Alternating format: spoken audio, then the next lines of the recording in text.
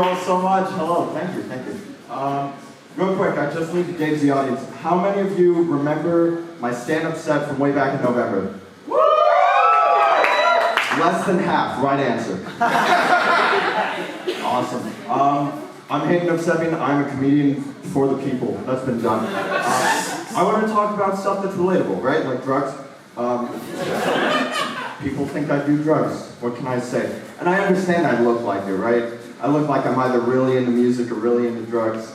And I would do both, but look what happened to George Harrison. Tragedy. Oh, I'm sorry.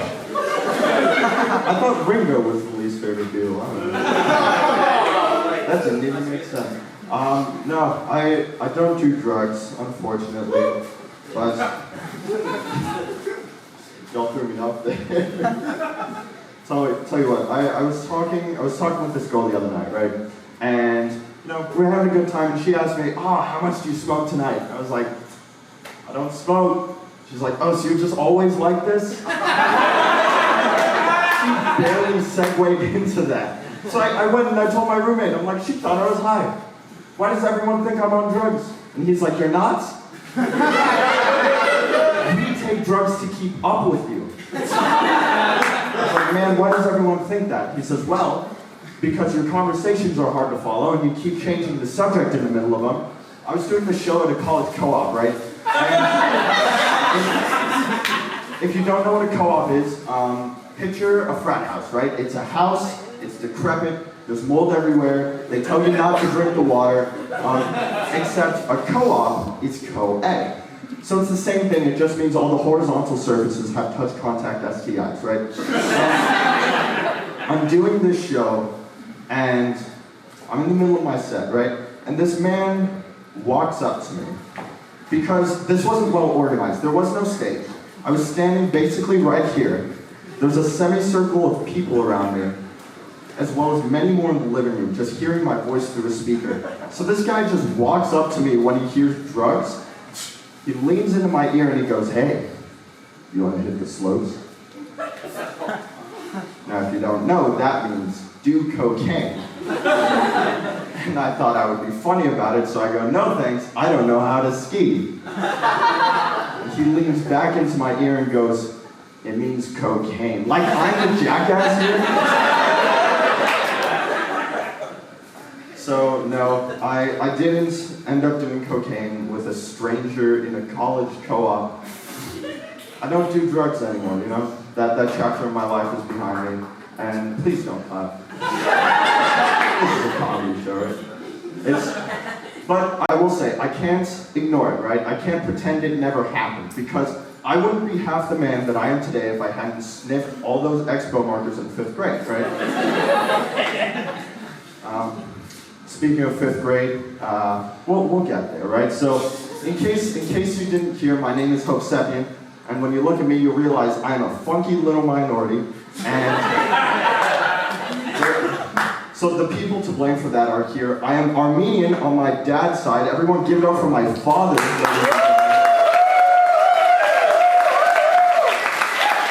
And it is his birthday, so let's all wish him a happy birthday, right? 1, 2, 3. Happy birthday! Thank you all so much for... I appreciate it. This isn't your show, Dad.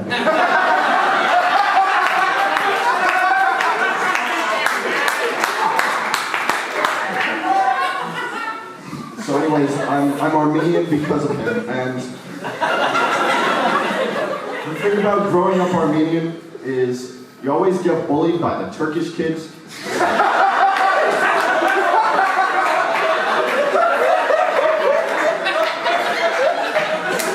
Right? And I tried to tell the teacher, but she told me, 1, it never happened, but I also deserved it.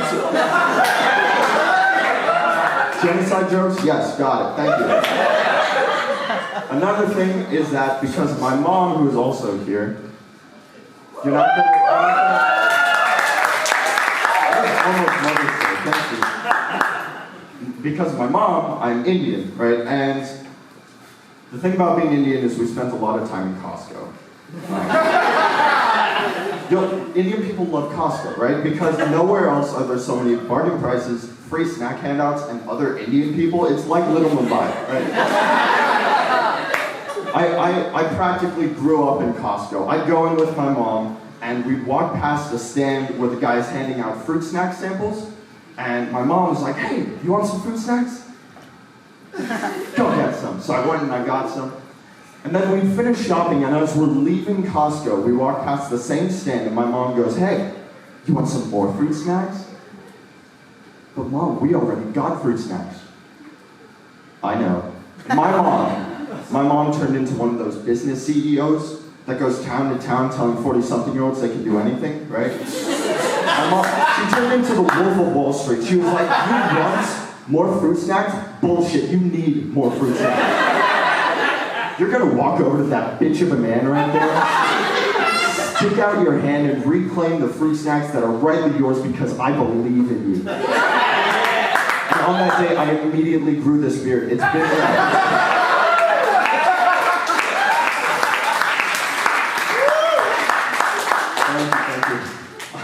Another thing about being Indian is that we visit the UK a lot. We have a lot of family in the UK. There's a lot of Indian people in the UK. It's like little Costco, I don't know.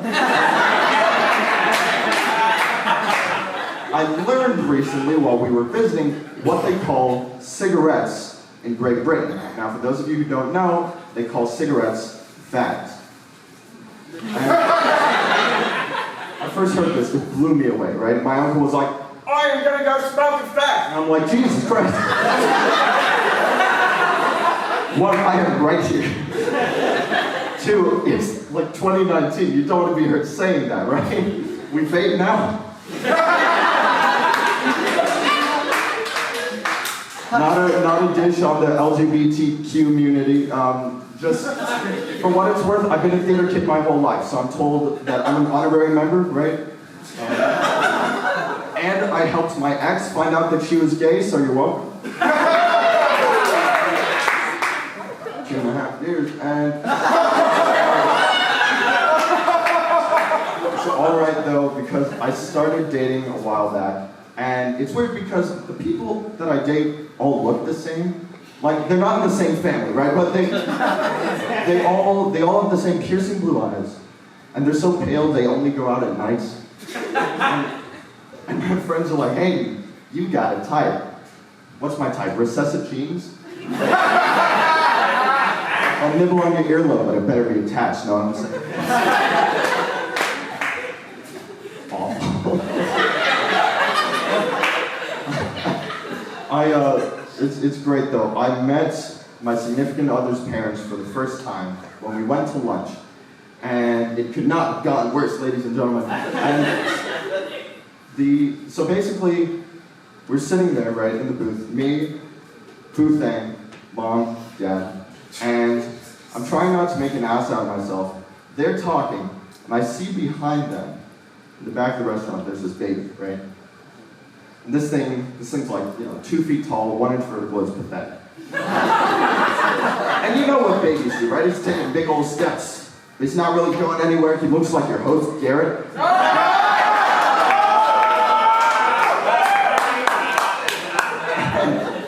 And I am just staring at this baby. I've completely zoned out of the conversation. And sure enough, this baby trips. And this fucking goddamn twat fucking baby, it trips, it hits the floor, and I burst out laughing, right? I didn't just interrupt, right? She was in the middle of talking about how her nephew was in rehab. So my significant other's parents stopped talking, they turned and see the baby, they looked back at me having a goddamn conniption, and I'm like, it's okay, I can get out of this. I do improv comedy, right? So I say, I'm sorry, a child fell over. As if that excuses my actions. That is all I have for you, ladies and gentlemen. Thank you so much.